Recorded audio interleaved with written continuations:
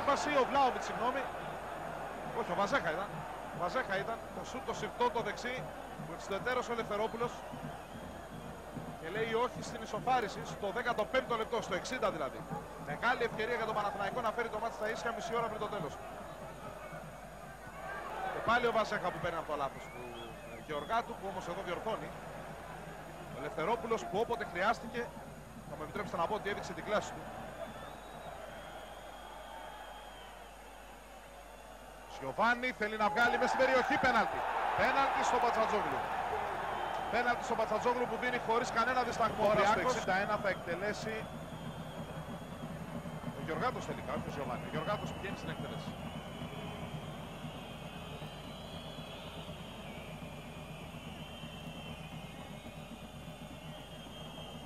Κοιτάξτε πως περιμένουν οι δύο προπονητές.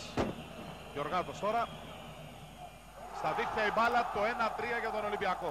Γεωργάτος που νικάει τον Νικοπολίδη, στέλνοντας την μπάλα στον ουρανό των δίχτυων της εστίας του. Πανηγυρίζει ο Γεωργάτος που φωνάζει τους συμπαίκτες του να πανηγυρίσουν όλοι μαζί. Και δείχνουν τις φανέλες στον κόσμο του Ολυμπιακού.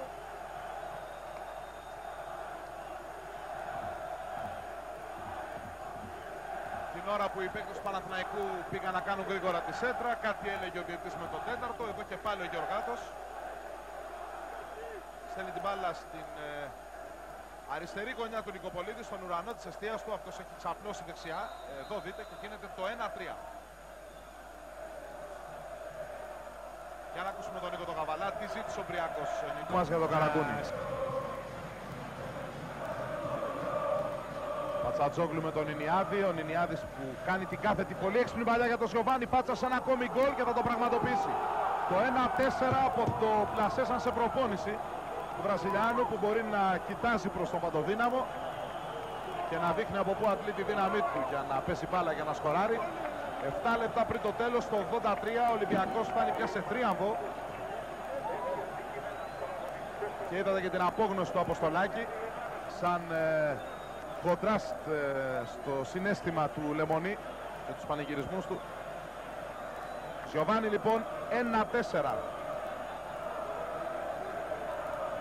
Εδώ περιχαρής ο Βραζιλιάνος που παίρνει την εξαιρετική κάθετη μαλλιά του Νινιάδη, τρυπάει την άμυνα του Παναθηναϊκού. Και εδώ πια τι να κάνει ο Νικοπολίδης. Κοιτάξτε πώς τσιπάει την μπάλα ο Βραζιλιάνος. Η ψυχραιμία στην εκτέλεση σε τέτοιες στιγμές δείχνει και την κλάση του παίκτη. Δείτε εδώ.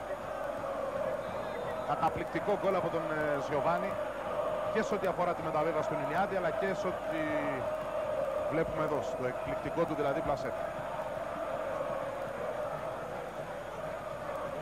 Φύσας που γεμίζει, ο Λιμπερόπουλος ψάχνει και χώρο ανάμεσα σε Γεωργάτο και Κοστούλα που αλλάζουν την μπάλα εδώ και με τα κουνάκια. Ο Κοστούλας διώχνει.